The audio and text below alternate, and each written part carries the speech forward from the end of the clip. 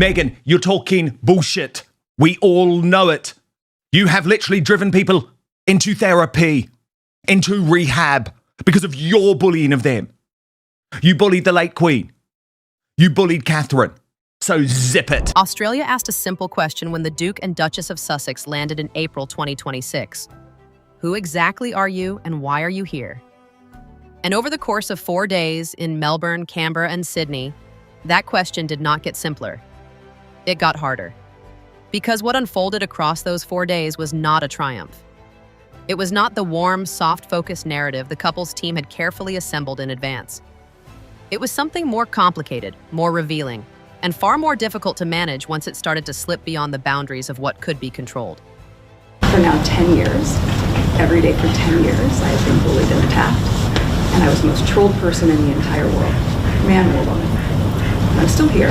Cruelty to get clicks, that's not going to change. To astonish a mean world with your acts of kindness, and to allow humor to lighten the burden of your tender heart. When the announcement came that Harry and Meghan were traveling to Australia in mid-April 2026, the official framing was consistent and deliberate. This was a privately funded trip. The couple would participate in engagements focused on mental health awareness, youth well-being, and the dangers of harmful online environments. The emphasis would be on charitable purpose, on giving back, on the couple's ongoing commitment to advocacy. That was the presentation. It arrived in press materials and spokesperson statements before a single flight had been boarded. But from almost the first moment of the visit, a different story began to emerge alongside that one. And it was not a story that the couple's team had planned. The first controversy arrived before Harry and Meghan had even properly begun their public schedule. As Sky News Australia reported on April 14th, 2026, Australian politicians and commentators began raising urgent questions about security costs. The trip was privately funded, the couple's spokesperson confirmed. And yet, the public policing costs, the state police resources required to protect a member of the British royal family and his wife during a multi-city tour, would fall to Australian taxpayers. A petition demanding that no taxpayer money be spent on the couple's visit gathered signatures rapidly. As 9 News reported, an extraordinary 88% of Australians surveyed said they disapproved of public money being used to cover policing costs for a private tour. That is not a mixed response. That is a near unanimous one.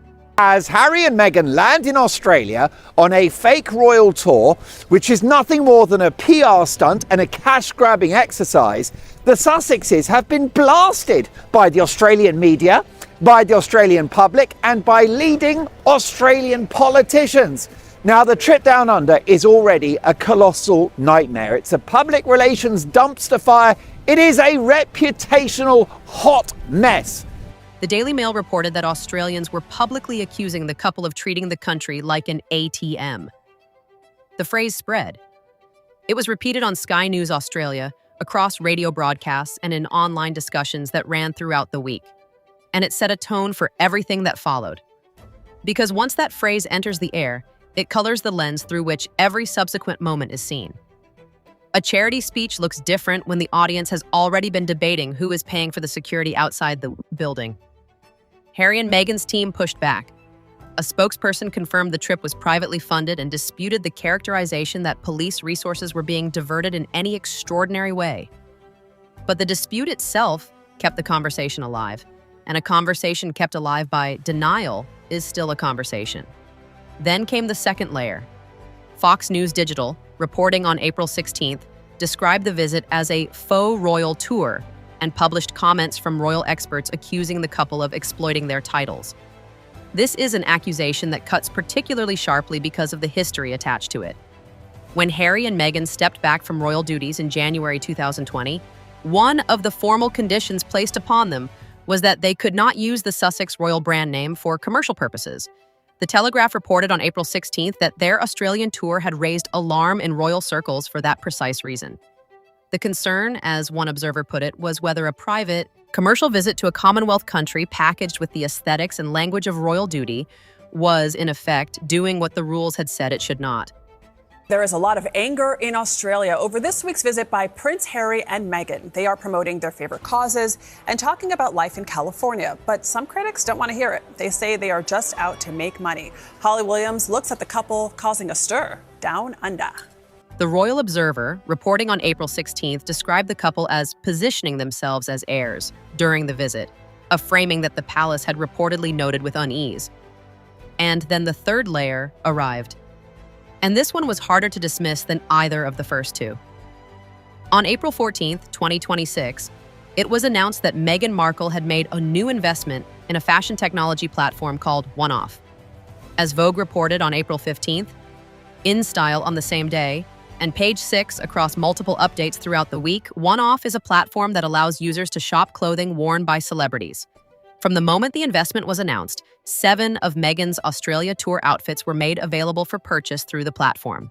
A $40 mama t-shirt, $13,000 earrings, silk dresses, every look, trackable, purchasable, shoppable, while the public engagements were still ongoing. News Corp columnist Angela Mollard, appearing on Sky News Australia, described it as a full conversion from Duchess to lifestyle brand. As 9 Entertainment's Honey website reported, the fashion deal became yet another headache on this non-royal royal tour. Radar Online called it a blatant money grab. And the timing, investment announced on day 1, outfits listed for sale from day 1, made the sequence impossible to ignore. The mental health speeches and the shoppable wardrobe were running simultaneously from the same person on the same trip. That is a tension.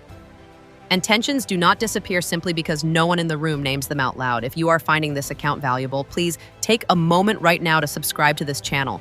We cover the royal family honestly, carefully, and with the depth that stories like this one deserve. Hit the subscribe button and the notification bell. We will be here for every chapter of the story and every chapter still to come. Now, let us talk about the statement that stopped everything. Because at the center of this entire tour, cutting through every controversy about security costs and fashion platforms and royal title exploitation, there is one moment that generated more discussion, more clips, more commentary, and more debate than any other. And it is a statement delivered during what was described as a mental health roundtable in Melbourne. Speaking to young people associated with an Australian mental health organization, Meghan Markle said this: "For now, 10 years, every day for 10 years, I have been bullied and attacked. And I was the most trolled person in the entire world, man or woman. I'm still here." The BBC, People magazine, CNN, Reuters, Newsweek, the Toronto Sun, Extra TV, and Radio New Zealand all reported those words on April 16th, 2026. They circulated globally within hours. And once they were out, once those specific words had left the room, they were spoken in and entered the world until the conversation around them split in exactly the way it tends to split when emotionally charged statements travel at speed. On one side, a portion of the public and some commentators received the statement as a personal reflection on a real experience. Online harassment is real. The scale of public attention directed at the couple since 2018 has been documented and discussed extensively. From that perspective, the statement fits into a narrative of personal experience under sustained public pressure, and the emotional weight of "I'm still here" carries a specific kind of resilience that some found genuine and moving. But on the other side, and this side was considerably louder in the days that followed, the framing of the statement raised questions that the emotional register of the delivery could not settle. Most trolled in the entire world, man or woman, that is not a description of a personal experience. That is a ranking, a comparative claim. And a comparative claim invites comparison. Compared to whom? Based on what data? From which platform? Over which time period? These are not hostile questions. They are the natural response to an absolute statement. And once they appeared in online discussions, across social media, commentary channels, and news analysis, the conversation expanded beyond Meghan Markle entirely and into a broader debate about how public figures describe their online experiences and whether superlative framing of personal suffering serves the people who are being spoken to or primarily the person who is speaking. Newsweek noted that Meghan had reprised this claim, that it was not entirely new language. She had made similar statements in other contexts previously. And that pattern of repetition is itself something that commentators pointed to when analyzing the tour as a whole. Now, here is where something important needs to be said. carefully. Because what makes this moment genuinely complicated is the context in which it was delivered. A mental health roundtable. Young people. A message ostensibly designed to encourage resilience and persistence in the face of digital cruelty. Taken as a whole, the intention was clearly to use personal experience as a bridge toward connecting with a specific audience about a specific problem. But intention and reception are not always the same thing. And in April 2026, when that statement was placed beside the fashion platform announcement, beside the security cost controversy, beside the descriptions of the tour as a commercial exercise, the reception was shaped by all of those surrounding elements. Not just by the words themselves. That is the essential dynamic of this entire tour. Nothing existed in isolation. Every moment was colored by everything else that was happening simultaneously. And the couple's team, for all its evident professionalism, did not appear to have fully prepared for how those simultaneous layers would interact with each other once they were all visible at the same time. Then came MasterChef Australia. And this is where the tone shifted from complicated to something closer to farce. Sky News Australia's Rita Panahai on April 16th led coverage of Meghan's guest appearance on the Australian cooking competition in a segment titled From Princess to Judge. The headline used by Sky News Australia to describe the Australian public's reaction was even more pointed. Laughingstock, Aussies tear into Meghan's TV stunt as MasterChef appearance fuels anger during so-called private tour. News Corp's Angela Mollard, who had already described the OneOff fashion deal as a lifestyle brand conversion, added that the MasterChef cameo confirmed the pattern.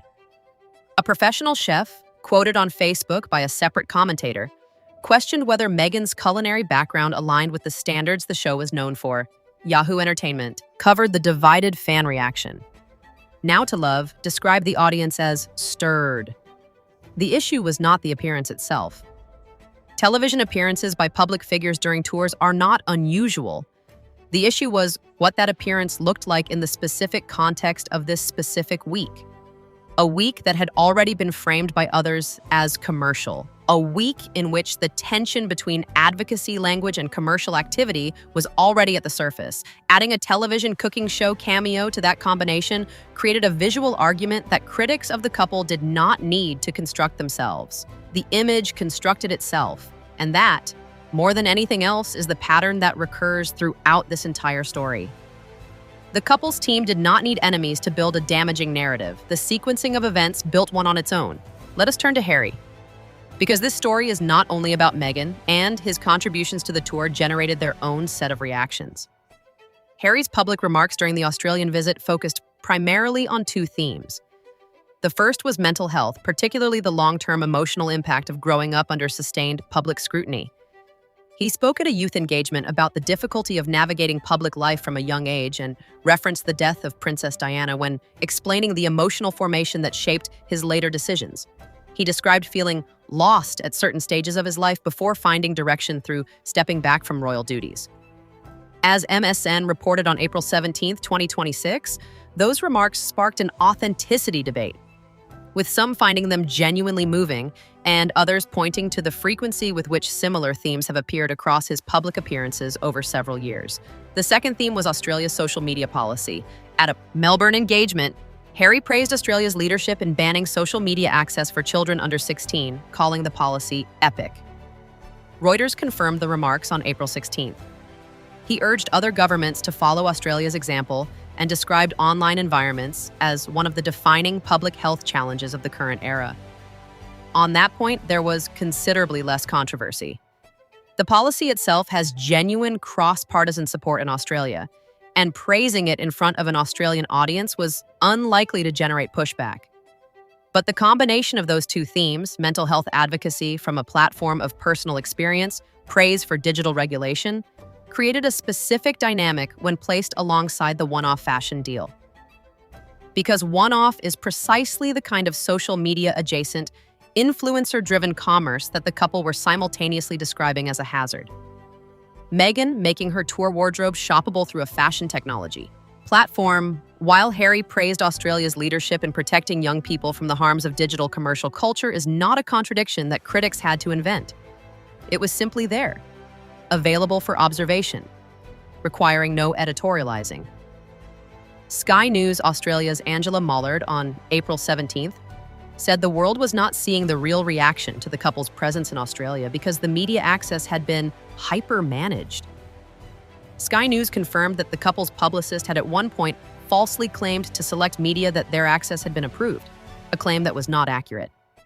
Sky News Australia's Facebook post on that point attracted significant attention. Controlling media access is a standard practice for high-profile public figures. But claiming access has been approved when it has not is a different matter. And once that claim was corrected, it added another element to the pattern that observers had been assembling throughout the week. Now, let us bring in the Sentebale lawsuit. Because this is the element that arrived before the tour even began, that sat underneath every public appearance and every charitable speech. And that represents perhaps the most serious reputational challenge Harry has faced since the publication of Spare in 2023. On April 10th, 2026, less than a week before the Australia tour began, the BBC, The Guardian, AP News, The New York Times, and Page Six all reported the same story. Sentebale, the charity Prince Harry co-founded in 2006 in honor of Princess Diana, had filed a defamation, libel, and slander lawsuit against him in London's High Court. The case named Harry and former trustee Mark Dyer. Page Six reported that Harry's own words could come back to haunt him, as the libel case put him under scrutiny. AP News confirmed the legal filings. The New York Times covered it as a significant development. Harry had publicly accused Sentebale's then-chair, Sophie Chandaka, of telling blatant lies. That public accusation is believed to form the basis of the defamation claim. The charity, which supports children and young people affected by HIV in Southern Africa, is now in legal conflict with its founder over statements he made in the context of what was reported as a governance dispute. Think about the significance of that timing. Harry traveled to Australia days after a charity he founded to honor his mother's memory filed a lawsuit against him for defamation. He gave speeches about mental health, resilience, and the importance of truth in public life. He stood beside his wife as she described herself as the most trolled person in the world. And the entire time that lawsuit existed. It was in the public record. It was reported by every major news organization. It was not hidden. Those who listened to his speeches about integrity and public honesty did so with the Sentebale lawsuit already in their peripheral vision. And that is not something media strategy can erase because it is not something that requires a commentator to point it out.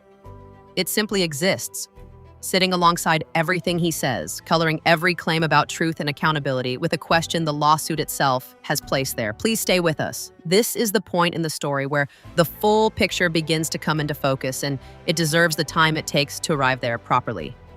And if you have someone in your life who follows the royal family and would appreciate a careful account of what actually happened in Australia this week, please share this video with them. We read every comment, and we are grateful for every person who spends their time with us. Now, let us talk about what the full picture looks like. Because the individual elements we have been examining, the security costs, the fashion platform, the MasterChef cameo, the most trolled statement, the Sentebale lawsuit, the media access controversy, do not exist as separate incidents. They exist as a pattern. And patterns, once visible, are very difficult to unsee. The pattern that critics identified across the 4 days of the Australia tour is this. The couple arrived under the framing of charitable advocacy. They departed having simultaneously announced a commercial fashion investment, listed their tour wardrobe for sale, appeared on a commercial television program, generated a public funding dispute over police costs, and delivered public speeches about online harassment during a trip that their own team was managing with extraordinary levels of media restriction. The distance between the stated purpose of the visit and the observable reality of the visit created a gap, and gaps generate questions. From the perspective of those who attended events and heard the speeches in full, there may have been genuine emotional resonance. Charitable advocacy does not become meaningless simply because it coexists with commercial activity. Public figures often inhabit both registers simultaneously. That is not in itself dishonest. But from the perspective of the broader public watching through media coverage, particularly Australian audiences who were simultaneously being told that taxpayers would bear the policing costs of a privately funded commercial tour, the coexistence of those two registers looked like something different. It looked like contradiction. And contradiction, when it is pointed out often enough and by enough different voices, begins to harden into characterization. The characterization that settled most firmly over this visit in the Australian media and in international coverage that followed was the one that had been applied to the couple before, that the Sussex brand operates by placing charitable language over commercial activity, using the one as cover for the other and presenting the result as pure advocacy. That characterization is not new. It has appeared in British coverage, American coverage, and now Australian coverage. Its persistence across different national contexts and different specific incidents is itself something that deserves to be noted without reaching for a verdict. Because this channel does not deal in verdicts.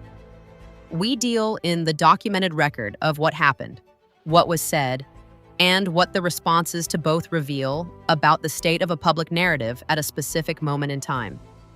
And the state of the narrative coming out of Australia in April 2026 was not positive for the couple. An 88% disapproval rating on taxpayer funding. Reports of a laughingstock response to the MasterChef appearance. Fox News describing a faux royal tour. The Telegraph reporting alarm in royal circles.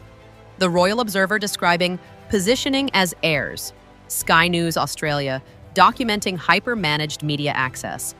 Angela Mollard describing a full conversion from Duchess to lifestyle brand.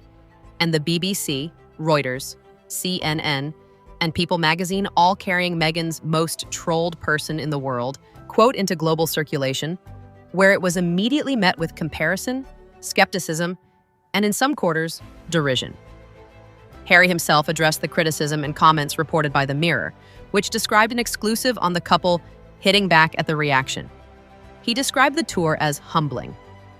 Whether that word accurately described the experience from his perspective or whether it was the word a press team reached for in a difficult moment is something that cannot be known from the outside.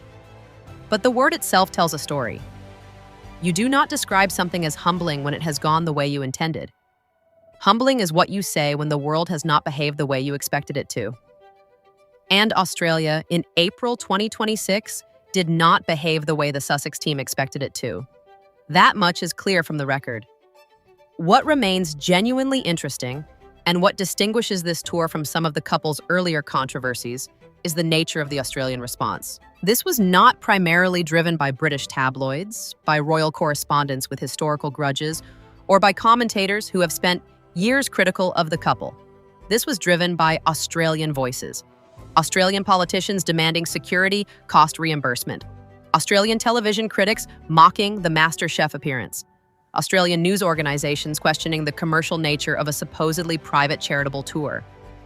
Australian audiences voting 88% against taxpayer spending on the visit in a public survey. That matters, because one of the consistent defenses offered against criticism of Harry and Meghan is that it emanates from a specific segment of the British establishment that has never accepted them. When the criticism comes from Australia, a country with no particular institutional stake in royal politics, a country that received the couple warmly in 2018, a country that Meghan told students she would love to return to because it's brilliant. Here, that defense does not have the same purchase. Meghan said on camera that she would love to come back to Australia. She said it with visible warmth. That clip circulated alongside the commentary about the security costs, the fashion deals, and the lawsuit. And the juxtaposition of that warmth with the experience Australians actually had of this tour is, in its own quiet way, the most revealing element of everything that happened. Because warmth and welcome are not the same as trust. And trust, once it is complicated by the kind of week Australia just observed, does not restore itself simply because someone says they love a place and would like to return. We will continue to follow every development in this story as it unfolds. If what you heard today gave you something to think about, we would be genuinely glad to hear your response. Leave your thoughts in the comments below. Do you think the criticism of this tour was fair? Do you think the charitable intentions were genuine, even if the execution was flawed? Is there a version of this visit that could have gone differently? We want to hear from you. And please subscribe to this channel if you have not done so already. What we do here is tell these stories properly, with sources, with care, with the patience that complex stories require and that viewers like you deserve. Every subscriber tells us that the work matters. Hit that button now and we will see you for the next chapter of this extraordinary royal story. Because there will be a next chapter. There always is.